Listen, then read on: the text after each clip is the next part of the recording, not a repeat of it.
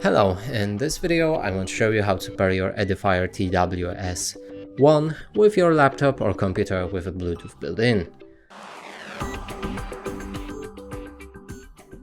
So in order to do this, open up the settings on your laptop, navigate to the Bluetooth and devices, click on Add Device and then Bluetooth. Here we want to open the case with our headphones. To take them out. Now locate the LED lamps on them. There should be in the front like this. Now take these two buttons and hold them for 2 seconds or until this LED lamp starts flashing like this. Then the device should show up and you can click on to connect. And that's it for this video. Hope you like it. Please consider subscribing to our channel, leave a like and a comment below.